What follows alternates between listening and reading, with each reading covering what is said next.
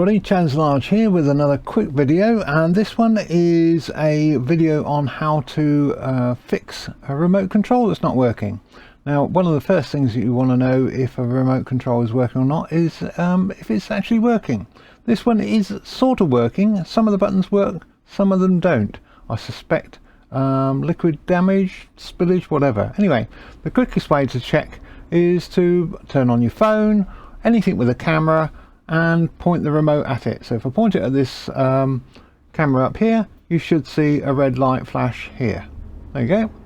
Now this particular button here is intermittent. Sometimes it works, sometimes it doesn't, and as you can see, it's not. So if I press it harder,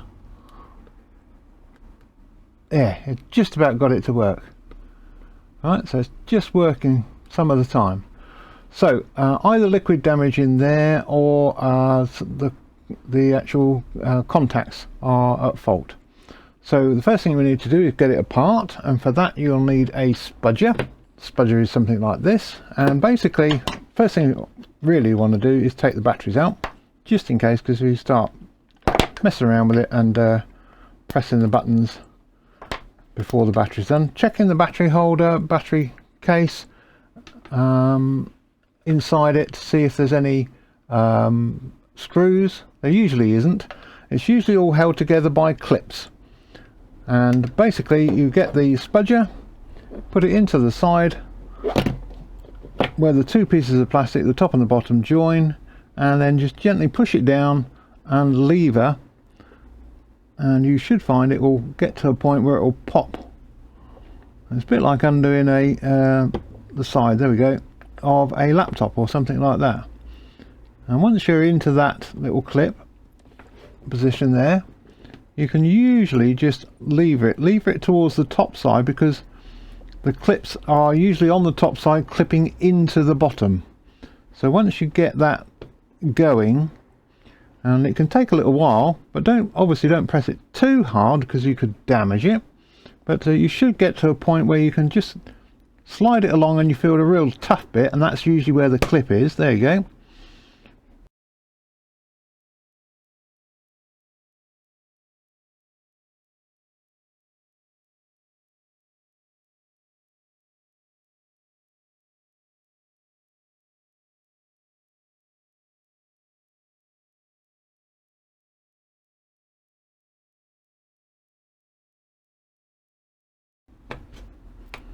There we go.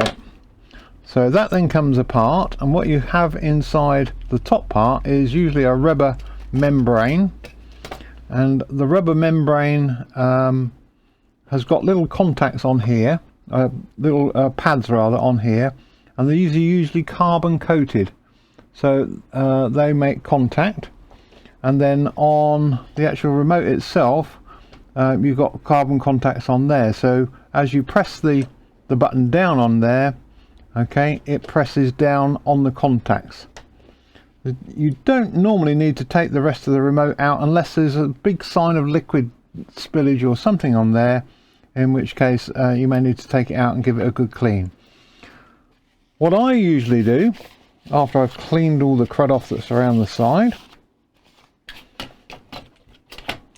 get a brush and give the top side of the thing. Always worth giving it a clean. If you've got it apart, you might as well clean it like that.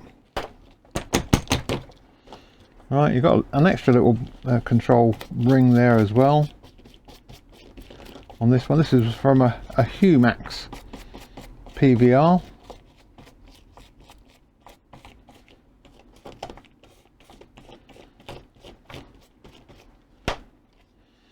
Okay. And then also on the inside of the plastic there as well, give that a good brush and clean.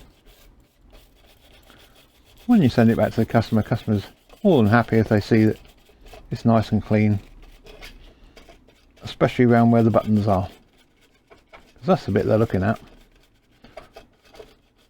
They may not care at all, but it's a nice impression to give, isn't it? Don't need to use any cleaning liquids unless there's a stain on it of some kind.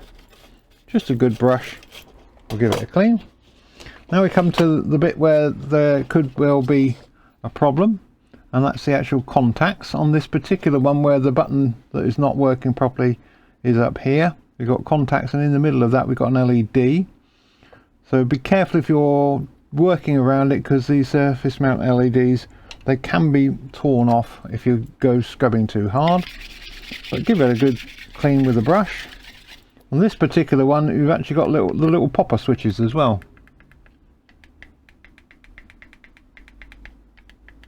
which hopefully you can hear. So just giving it a good clean, and then what I do is I take a pencil eraser and I just give it a little rub on the contacts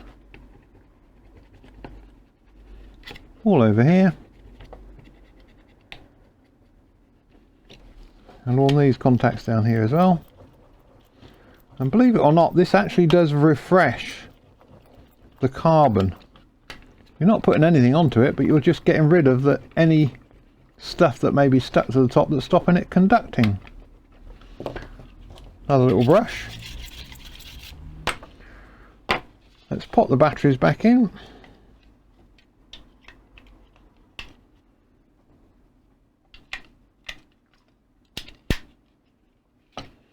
Pop the membrane over the top. There's usually a locator of some kind. You can see on this one there's a hole, and there's a bit of the membrane there. Just hold it over the top.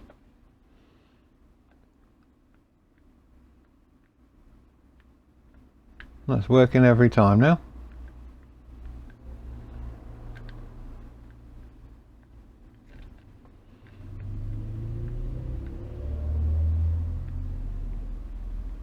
Obviously, if you've got a remote control like this, where when you press the buttons, one of the buttons lights up, that's a good enough test of the actual button functionality. But it's not always necessary a good test that the actual infrared signal is going out. But basically,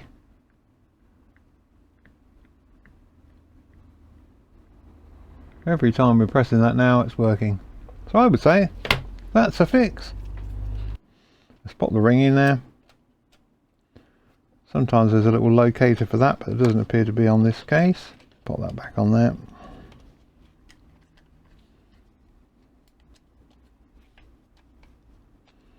Make sure that goes in there. Pop it over the top.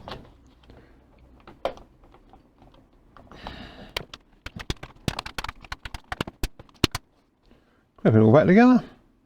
Test it again.